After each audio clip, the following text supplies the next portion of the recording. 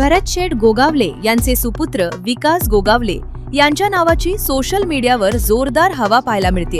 गोगावले समर्थक आणि कार्यकर्त्यांनी सोशल मीडियावर थेट भावी विधान परिषद सदस्य विकास गोगावले अशा आशयाचे स्टेटस आणि बॅनर ठेवण्यास सुरुवात केली आहे।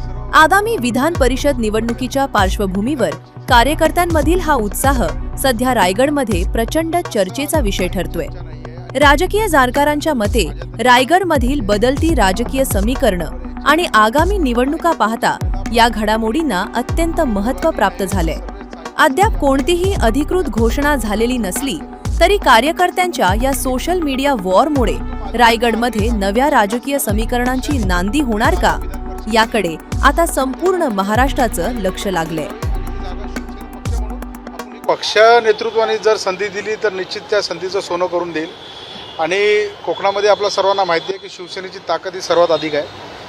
आता पक्षाच्या वतीने आदरणीय आमचे नेते एकनाथजी शिंदे साहेब यांच्याकडे आम्ही सर्व पक्षाच्या वरिष्ठ लोकांनी या ठिकाणी मागणी केली की विधान परिषदेची जागा ही शिवसेनेला यावेळेला कशी सुटेल ते आपण या ठिकाणी पाहू। असं अजून काही चर्चा नाही आहे आणि कुठली चर्चा तशाबद्दल माझ्या तरी कानावरती नाही आहे किंवा आदरणीय भरत शेठ गोगावले यांच्याही कानावरती नाही आहे। रायगड लोकसभेला प्रामाणिकपणे आम्ही दोघांनी नव्हे तर सर्व साई आमदारांनी प्रामाणिकपणे आदरणीय तटकरे साहेबांचं काम केलं आणि तटकरे साहेबांना निवडून देखील आणलं।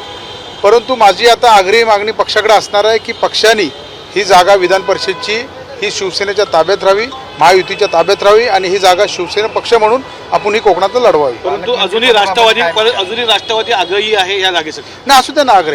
आग्रही कुठला आग्रही आहे बघा, आग्रही राहायचा अधिकार सर्वांना आहे। कुठलाही पक्ष आग्रही राहू शकतो, आम्ही कुणालाही थांबू शकत नाही।